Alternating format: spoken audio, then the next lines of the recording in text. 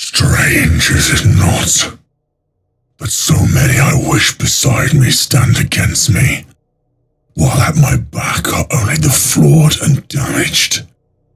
I am a master of broken monsters. It does not matter how the galaxy burns, only that it does. War Master, that's what it means. My brother. The strength to do what must be done. The Warhammer 40k verse is a vast and complex tapestry of lore, teeming with an array of powerful figures, each with their own unique abilities and strengths.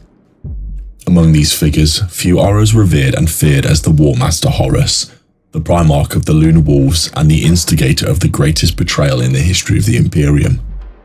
This video will delve into the intricate details of Horus's power during the Heresy, offering a professional and in-depth analysis of his capabilities and the factors that contributed to his rise and fall.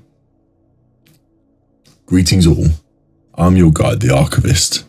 Today I will dive into how powerful Horus was during the Horus Heresy. Before we begin, please make sure to like and subscribe waypoints down below, so that more people can learn from the archives. To fully understand the extent of Horus's power, it is crucial to examine his origins and his circumstances that shaped his early life. Born as the son of the Emperor of Mankind, Horus was one of the 20 Primarchs created through the Emperor's genetic experiments. Each Primarch was designed to be a military and political genius, possessing extraordinary abilities and powers that surpassed those of ordinary humans. Horus in particular was endowed with exceptional speed, strength and intellect, making him a formidable warrior and leader. Horus's early years were marked by a series of trials and tribulations that would ultimately forge his character and destiny. After being separated from his father during the early stages of the Great Crusade, Horus was discovered by the forces of the Emperor and raised on the battlefield.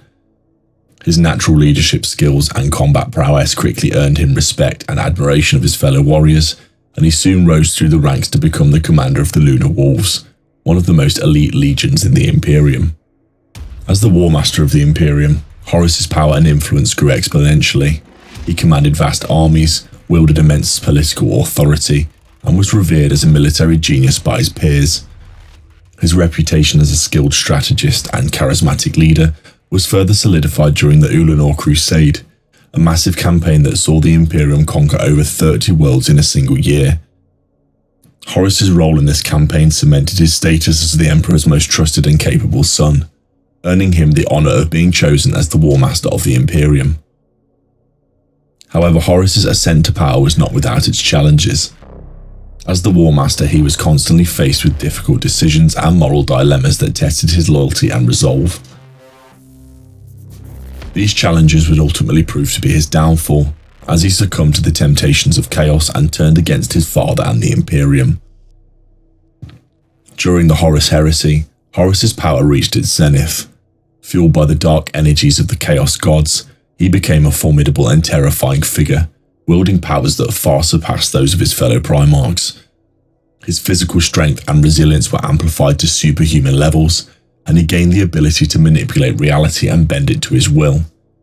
He also became a powerful psyker, capable of wielding devastating psychic ability that allowed him to dominate the minds of his enemies and bend them to his will. Horus became the beacon of the powers of Chaos Undivided, and the gods channeled all of their power and will into the War Master, elevating him far beyond even the levels of the other Primarchs, imbuing him with the powers of a godlike figure. His demigod status allowed him to challenge and defeat all those who stood against him, slaying Sanguinius easily despite the Angel's immense power and brilliance as a duelist. According to Imperial records, Sanguinius could only put a small chink in Horus's armor, which showed truly what a monster Horus had become at the climax of his rebellion. So fueled by darkness Horus became, that even the Emperor, essentially a living god amongst men, was almost killed and shattered, defeating Horus and the chaotic powers that now channeled through him. In addition to his formidable powers, Horus was also a skilled strategist and tactician, capable of outmaneuvering and outwitting his enemies in battle. He was a master of deception and manipulation, using his charisma and cunning to turn his allies against one another and sow discord and chaos in the ranks of his enemies. Despite his immense power, Horus was ultimately defeated and his rebellion crushed by the loyalist forces of the Imperium. However, his legacy continues to cast a long shadow over the Warhammer 40k verse, serving as a stark reminder of the dangers of power and the corrupting influence of chaos. In conclusion, Horus's power during the Heresy was unparalleled, fueled by the dark energies of the Chaos Gods and his own natural abilities and talents. He was a formidable warrior, a skilled strategist, and a powerful psyker, capable of wielding devastating psychic abilities that could lay waste to entire worlds. Despite his defeat, Horus's legacy continues to loom large over the Warhammer 40k verse, a testament to the enduring power of ambition, betrayal, and the corrupting influence of chaos. The story of Horus's rise and fall serves as a cautionary tale for those who seek power and glory at any cost.